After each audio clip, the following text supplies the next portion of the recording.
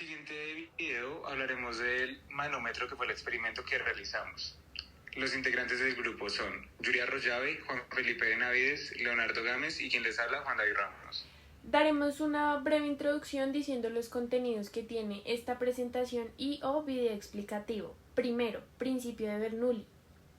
Segundo, cómo el diferencial de altura determina la presión del fluido. Tercero, presión manométrica.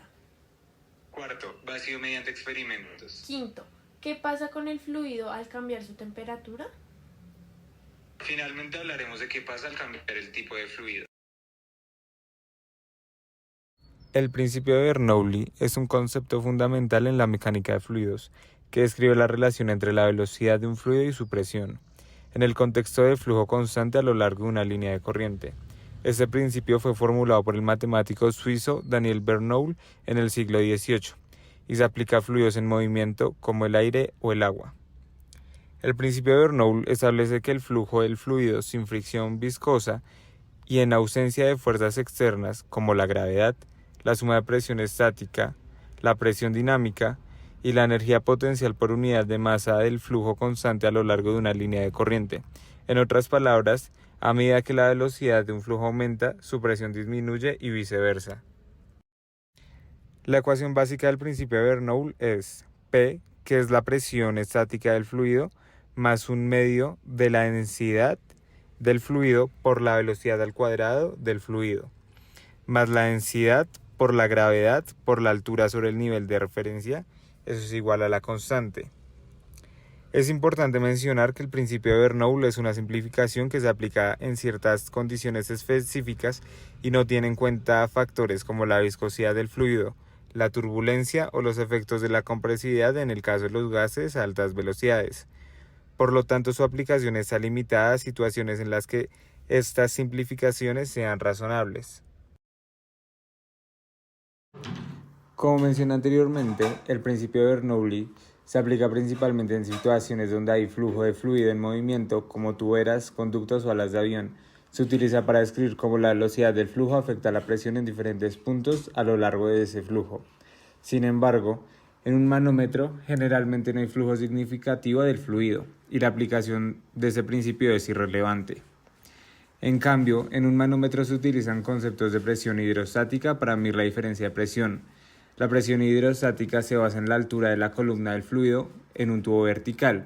Hay varios tipos de manómetros como el manómetro de tubo en U, el cual lo utilizamos en este experimento. Sin embargo, vamos a emplear la ecuación de ese principio para calcular la velocidad en el punto 2 de nuestro experimento. En el segundo punto hablaremos de la presión del fluido con el diferencial de altura.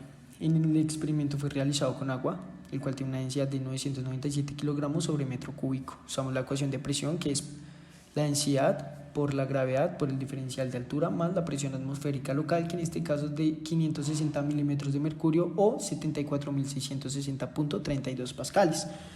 Se divide en dos estados. El primer estado no hay ningún diferencial de altura, por lo que significa que es simplemente la presión atmosférica. En el segundo estado sí hay un diferencial de altura, el cual es de 6 centímetros, dándonos así un resultado, un incremento de la presión atmosférica más 586.8342 pascales, dándonos como resultado una presión total de 75.247.1542 pascales.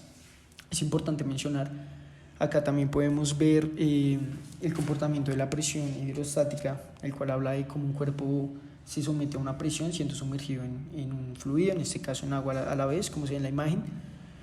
En el estado 2 está totalmente sumergido, incrementando la presión en el manómetro. A continuación vamos a hablar acerca de la presión manométrica y cómo se halla esta. La presión manométrica es la presión que se mide con respecto a la presión atmosférica. Varía en función a la altura sobre el nivel del mar y las condiciones meteorológicas. Es decir, es la diferencia entre la presión absoluta y la presión atmosférica local. Para la ecuación de la presión manométrica presión manométrica es igual a densidad por gravedad por un delta de H. La densidad del fluido, como es agua, va a ser de 1000 kilogramos sobre metro cúbico.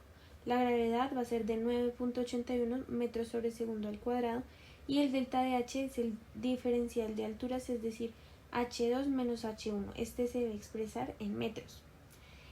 H2 en nuestro caso es 9 centímetros y H1 será 3 centímetros. Por lo tanto, el delta de H va a dar 6 centímetros y convirtiéndolo a metros serán 0.06 metros. Ya con esto la ecuación de presión manométrica sería 1000 kilogramos sobre metro cúbico por 9.81 metros sobre segundo al cuadrado por 0.06 metros. A continuación se hará la cancelación de unidades. Entonces empezamos 9.81 metros sobre segundo al cuadrado por 0.06 metros va a dar como resultado 0.5886 metro cuadrado sobre segundo al cuadrado. Luego 1000 kilogramos sobre metro cúbico por 0.5886 metro cuadrado sobre segundo al cuadrado nos va a dar como resultado 588.6 kilogramos sobre metro por segundo al cuadrado. Esto debido a que los metros cuadrados de 0.5886 se cancelan con los metros cúbicos de 1000 kilogramos sobre metro cúbico. El resultado final de la presión manométrica va a ser de 588.6 pascales. Esto debido a que kilogramos sobre metro por segundo al cuadrado son las unidades de pascales. El vacío se refiere a un espacio en el cual no hay ni materia ni presión, pero en este caso tenemos un vacío parcial, lo que significa que hay menos cantidad de gas o líquido de lo que sería en condiciones normales. En el manómetro, este vacío se refiere al vacío parcial que hay en el tubo del manómetro, que contiene menos cantidad de gas que la presión atmosférica normal. Cuando el manómetro se conecta a un sistema, este gas que hay en el tubo se comprimirá o extenderá. Al momento de extenderse es cuando encontramos este vacío parcial. Cuando se cambia la temperatura de un fluido, varios aspectos pueden verse afectados, incluyendo su densidad, viscosidad y propiedades termodinámicas. Estos cambios pueden tener impactos significativos en el comportamiento del fluido, especialmente en situaciones donde el flujo y la presión son importantes. Bueno, ahora hablaremos acerca de la densidad. Generalmente cuando uno aumenta la temperatura de un fluido, la densidad siempre va a tender a disminuir. Esto es debido a que las moléculas se vuelven más energéticas y tienden a separarse un poco más. Una menor densidad afectaría la relación entre la velocidad y la presión según el principio de Bernoulli.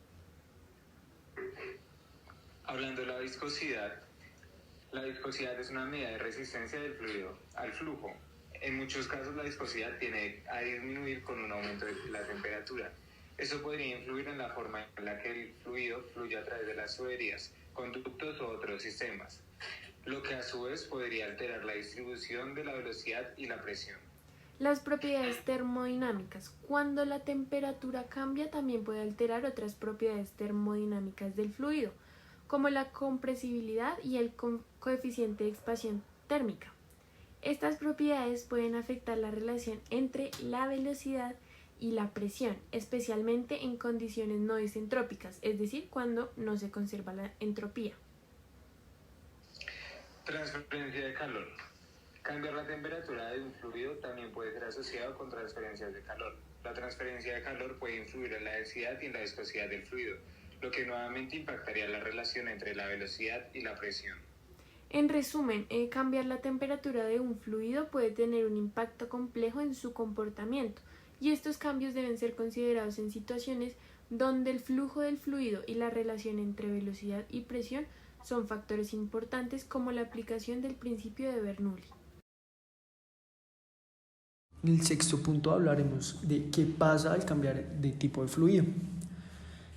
Pues la presión va directamente relacionada al tipo de fluido, ya que la presión es directamente proporcional a la densidad del elemento, por lo que si la densidad es mayor, la presión será mayor; si la densidad es menor, la presión será menor, por lo que afecta en cómo esa presión interna va aumentando o disminuyendo según su densidad.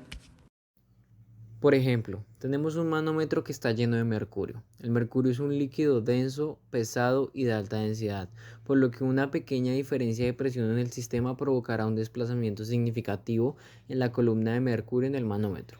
Esto puede ser útil cuando se necesita una medición precisa de presiones pequeñas.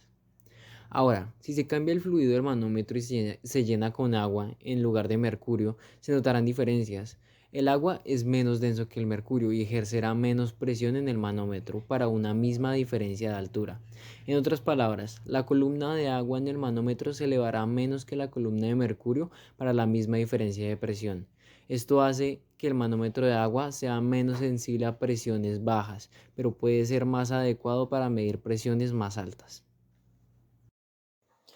Para la elaboración de nuestro manómetro utilizamos los siguientes materiales: agua, colorante, tabla de madera MDF, abrazaderas, manguera de 5 centímetros, silicona, un vaso y media botella plástica y su tapa. Ahora a continuación nuestro manómetro.